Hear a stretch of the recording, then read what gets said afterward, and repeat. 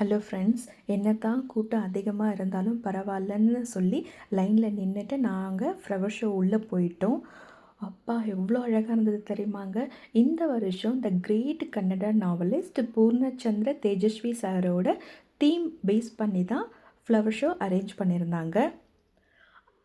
அங்கங்கே அவரை பற்றின ஃப்ளக்ஸ் வச்சுருந்தாங்க. அவரோட நாவல், அவரோட லைஃப் ஸ்டைல், அதுக்கப்புறம் அவரோட அந்த ஃபோட்டோகிராஃபி இன்ட்ரெஸ்ட், அவரோட என்விரான்மெண்ட் இன்ட்ரெஸ்ட்லாம் வச்சு இந்த பக்கம் ஃபுல்லாக ஃப்ளக்ஸ் இருந்தது. கன்னடா, இங்கிலீஷில் அப்படியே படிச்சுக்கிட்டே இந்த பக்கம் ஃப்ளவர்ஸ் எல்லாம் பார்த்து ரசிச்சுக்கிட்டே மூவ் பண்ணிவிட்டு போயிட்டே இருந்தோம்.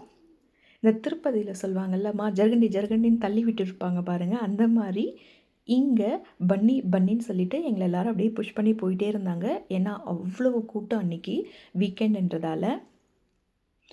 ரொம்ப அழகாக இருந்ததுங்க இந்த பாண்டு. இதில் ஃபிஷ்ஷு வேறு இருந்தது. என்னை விட்டாங்கன்னு வச்சுக்கோங்க, அன்றைக்கி டே ஃபுல்லாக அப்படியே ரசிச்சுக்கிட்டு அங்கேயே இருந்திருப்பேன். ரொம்ப அழகாக இருந்தது ஃப்ளவர் ஷோ இந்த வருஷம்.